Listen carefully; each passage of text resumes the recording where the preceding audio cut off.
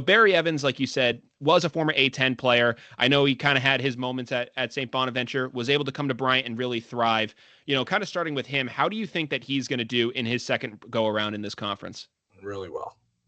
Really, really well. There's something there. I think that sophomore year for people is a weird year, and you either go in this landscape, not most of the time, but you either kind of know what you are. I think you're kind of labeled by the time Christmas of your sophomore year because you're about 40 games into your career.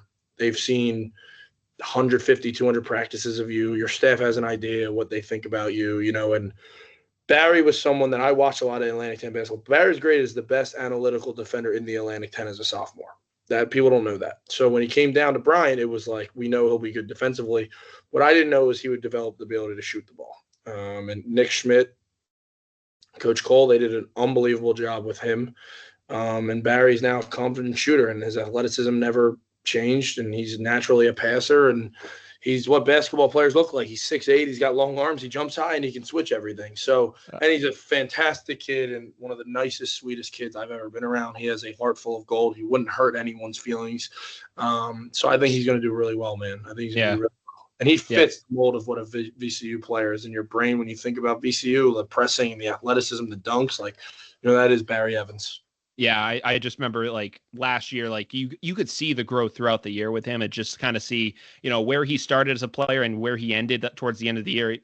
It's two completely different players. The other guy now joining you down in Richmond is Keyshawn Mitchell. Obviously, you kind of talked about him earlier. He was a guy that maybe was under recruited at some schools. Way under recruited. I can shoot myself in the foot not knowing who he was when he came out. Not that I would have beaten Bryant for him, but really good player. Really, really good rebounder. Great kid. I mean, his parents did a terrific job. He's done a terrific job getting himself to this point, seriously, and on and off the court, just figuring it out life. And, and he's a special one, to me. And I just really like that kid. And as a player, he's 6'9.5", 6'10". He can shoot the three. He can handle. He's more fluid than most 6'9" guys are with the ball in his hands. He's not very strong right now. He wasn't very strong last year, but he's got a relentless attitude on the glass. And, he's a hard one not to root for. And he's adjusting well. He's gaining weight. He's eating meals, full meals, and nutritionist, and he has access to things here that he's never had in his life. So his eyes have been opened up, and couldn't be more happy to have Keyshawn with us because, he's everyone's favorite goofball, as you know. He's just a good kid, man, with a good heart, and he wants what's best for everyone around him. And, those are two guys that I'm really, really proud of how far they've came, and I'm also happy they're with us because I love those boys.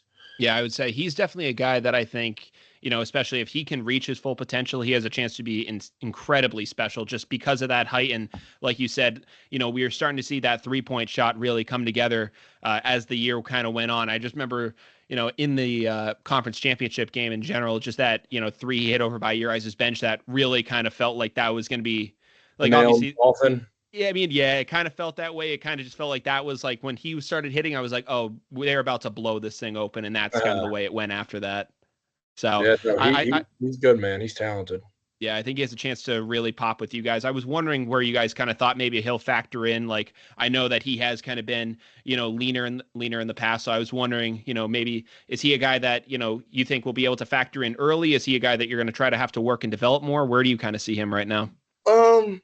He can rebound. So you can always play if you can rebound, if that makes sense. You can always play if you can rebound. So, we haven't – it's so new in the summer. We've only gone live 5-on-5 probably 20% of the days. We haven't really done so it's a little early for that. But I can tell you that his rebounding's translating and his body's growing. And like you said, that potential's real. And, the way I think this has been great for him because he's seen the former pros that have came back. Like Briante Weber's been back. There's been 10 to 15 other European guys that can tell him what it looks like. While in high school, where he grew up in New York City to Connecticut, there wasn't a lot of people who were able to tell him what it looks like.